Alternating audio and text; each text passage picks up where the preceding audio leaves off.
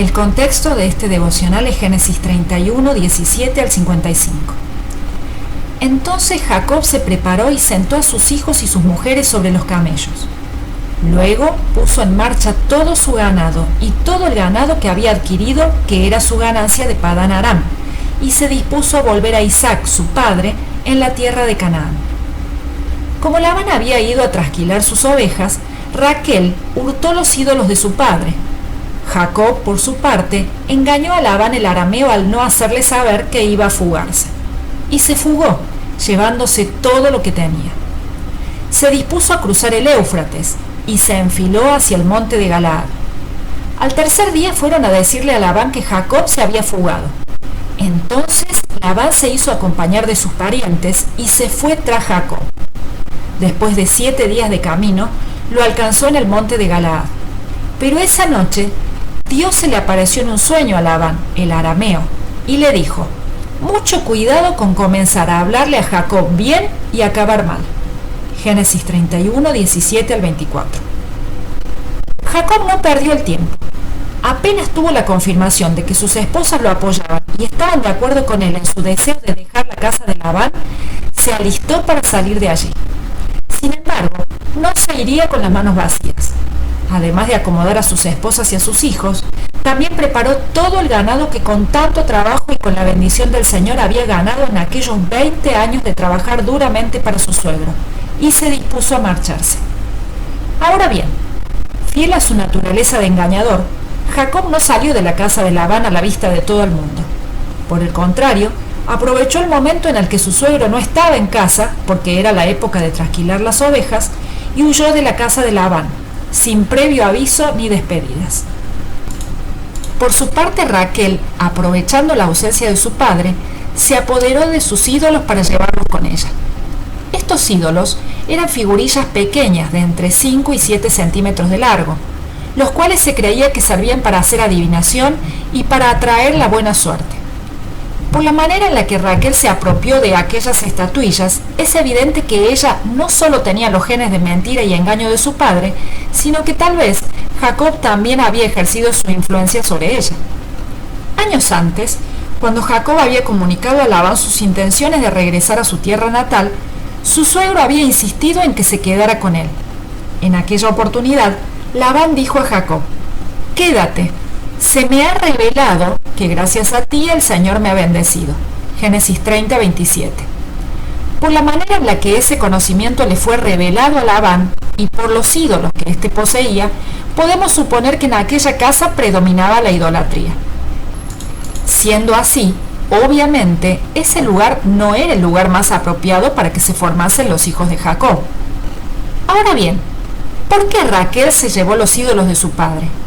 Hay varias razones posibles por las que lo hizo. Quizás los quería porque ella también adoraba esos ídolos y no quiso marcharse sin ellos. O tal vez no quiso que su padre los consultara, como posiblemente lo había hecho antes, ni los usara como herramientas de adivinación para atraparlos. O quizás Raquel robó los ídolos simplemente por revancha contra Labán. Después de todo, ella sentía que su padre la había maltratado y perjudicado a ella, a su esposo y a su familia entera. Todos estos son motivos posibles. Sin embargo, la razón más probable es otra. En la antigüedad, la posesión de los dioses del hogar implicaba el liderazgo de la familia y, en el caso de una hija casada, aseguraba para su esposo el derecho a la propiedad de su padre. Ya que Labán tenía hijos varones propios, únicamente ellos tenían derecho a los ídolos de su padre, y con ellos a recibir la totalidad de la herencia. Por lo tanto, el hurto de Raquel era algo serio, porque tenía el fin de preservar el derecho principal sobre los bienes de Labán para su esposo, y esto, obviamente, implicaba toda una declaración de guerra contra la familia de su padre.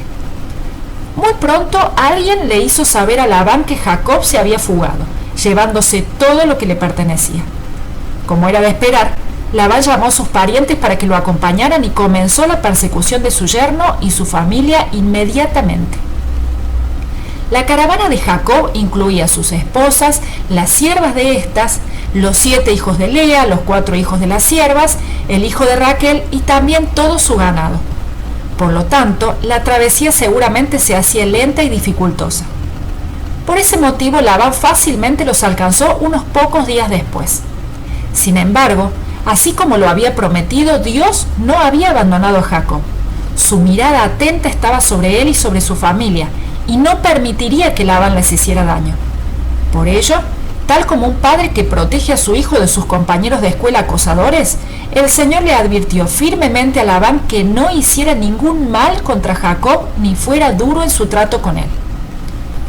Había más de 480 kilómetros entre Padán Aram, donde vivía Labán, y los montes de Galaad. Sin embargo, quizás el viaje fue más largo y duro psicológicamente para Jacob que para cualquier otro. Él estaba saliendo del lugar de seguridad, donde había vivido en una servidumbre confortable, para dirigirse al lugar al que Dios lo había llamado, pero donde todo era desconocido y donde además sabía que había muchos enemigos peligrosos, como su hermano Esaú, quien años antes había jurado matarlo. Dios mismo le había ordenado a Jacob que dejara la casa de su suegro y le había prometido continuar acompañándolo. Sin embargo, en vez de salir tranquilo y confiado en la protección de Dios, Jacob salió de allí a escondidas, escapando de su suegro. Claramente, él no tenía por qué tener miedo de Labán ni huir de ese modo. Jacob podría haber anunciado su partida a todos, sin embargo el miedo se lo impidió. No obstante, a favor de Jacob, podríamos decir que aunque sintió temor a pesar de saber que Dios iba con él, después de 20 años de ser tratado por el Señor, había aprendido a reconocer su voz y a obedecer su palabra. En esta historia, Jacob menciona a Dios varias veces. Indudablemente, para alguien como él, eso es muchísimo. Nunca antes Jacob había tenido tan presente a Dios como ahora. Evidentemente, al salir de la casa de Labán, Jacob ya no era más el muchachito sobreprotegido de su madre que ni siquiera pensaba en el Señor. Ahora era un hombre responsable, con una gran familia, muchas riquezas y un futuro desconocido por delante. Sin embargo, un hombre que estaba dispuesto a obedecer la voz de Dios y que podía tener la tranquilidad, el cuidado y la protección del Señor sobre su vida. Piénsalo. Obedeciendo la voz de Dios y a pesar de sentir temor por una posible venganza de Labán y por lo que le esperaría en el futuro, Jacob salió de la casa de su suegro y se encaminó hacia su tierra. Al encarar tu futuro, un futuro que siempre es incierto, ¿consideras la voz del Señor para seguir su dirección o decides el rumbo de tu vida de acuerdo a tu propio criterio? Recuerda, siempre que estés dispuesto a subordinar tus propios deseos y temores a la voluntad de Dios, puedes tener la seguridad de que la presencia, la guía y la bendición del Señor acompañarán tu vida.